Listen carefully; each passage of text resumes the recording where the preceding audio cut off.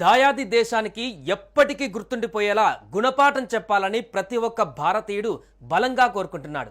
ఈసారి కొట్టే దెబ్బకి ఇంకొకసారి పాకిస్తాన్ సైన్యం కానీ ఆ దేశం ఎగదోసే టెర్రరిస్టులు కానీ ఇండియా వైపు కన్నెత్తి చూడాలంటేనే ఒక్కొక్కడికి వణుకు పుట్టేలా ప్రతీకారం తీర్చుకోవాలంటున్నారు.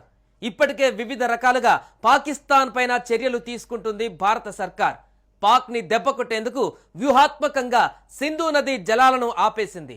పహల్గామ్ ఉగ్రదాడి తర్వాత పాకిస్తాన్ బార్డర్లో సైనిక సన్నద్ధతని పెంచింది.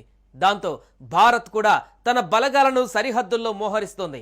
బార్డర్లో ఏ క్షణం ఏమైనా జరగవచ్చనే అంచనాలు ఉన్నాయి. పహల్గామ్ ఉగ్రదాడితో దేశ సరిహద్దులో ఉద్రిక్తత వాతావరణం నెలకొంది. ఏ క్షణాన ఏం జరుగుతుందో తెలియని పరిస్థితులు నెలకొన్నాయి. సరిహద్దు వెంట పాక్ సైన్యం మరోసారి కవ్వింపు చర్యలకు పాల్పడింది.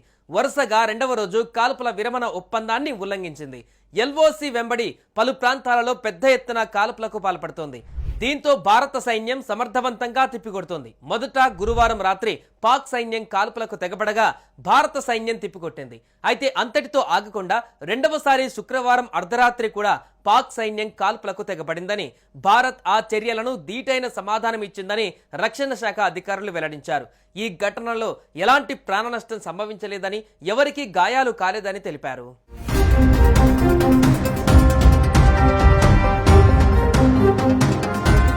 ఇదిలా ఉండగా మరోవైపు ఇండియన్ ఆర్మీ ఎక్స్ లో సంచలన పోస్ట్ చేసింది. ఎల్లప్పుడూ సిద్ధంగా ఉంటాం అంటూ పేర్కొంటూ జవాన్ల విన్యాసం చేసే దృశ్యాలను షేర్ చేసింది. దేనికి భయపడం, ఏదీ మమ్మల్ని ఆపలేదు, ఎప్పుడూ సిద్ధమే అంటూ తెలిపింది. ప్రస్తుతం ఈ వీడియో సోషల్ మీడియాలో వైరల్ అవుతుంది. మరోవైపు ఎలాంటి పరిస్థితుల్లోనైనా ఎదుర్కొనేందుకు తూర్పు నావికాదళం సిద్ధంగా ఉంది. ఈ నేపథ్యంలో విశాఖలో నేవీకి సన్ రైజ్ ఫ్లీట్ కు ఆదేశాలు జారీ అయ్యాయి. తూర్పు నావికాదళపతి వైస్ అడ్మిరల్ పెందార్కర్ ప్రస్తుత పరిస్థితిని సమీక్షించారు. సముద్ర మార్గంలో పెరుగుతున్న ఉద్రిక్తతలను దృష్టిలో పెట్టుకుని అప్రమత్తంగా ఉండాలని ఆయన సూచనలు చేశారు.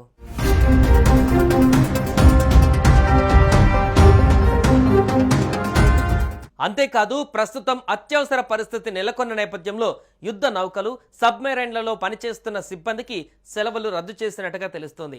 మరోవైపు సముద్ర తీర ప్రాంతాలలో భద్రతా బలగాల కదలికలపై తూర్పు నావికాదళపతి స్పెషల్ ఫోకస్ పెట్టారు.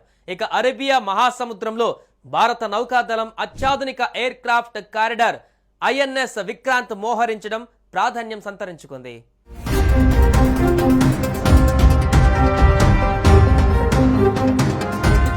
యుద్ధానికి భారత్ సన్నద్ధమవుతుంటే పాక్ మాత్రం వెనకడుగు వేస్తున్నట్టు కనిపిస్తుంది. అవును, భారత్ దెబ్బకి పాకిస్తాన్ దిగొచ్చింది. ఇండియా పాక్ ఉద్రిక్తత మధ్య పాక్ ప్రధాని షహబాజ్ నోరు విప్పారు. పహల్గామ్ దాడిపై తటస్థంగా పారదర్శకతతో దర్యాప్తు చేయడానికి సిద్ధంగా ఉన్నామని శనివారం షహబాజ్ షరీఫ్ ప్రకటించారు. సింధు జలాల ఒప్పందాన్ని రద్దు చేయడంపై ఆయన ఆందోళన వ్యక్తం చేశారు. పాకిస్తాన్కు వచ్చే సింధు నీటిని తగ్గించవద్దని కోరాడు.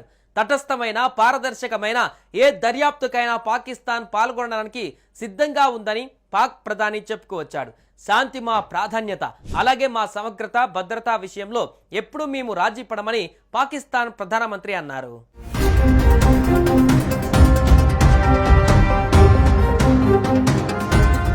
భారత్ దెబ్బకు ది రెసిస్టెంట్ ఫ్రంట్ టీఆర్ఎఫ్ కూడా వెనకడుగు వేసింది.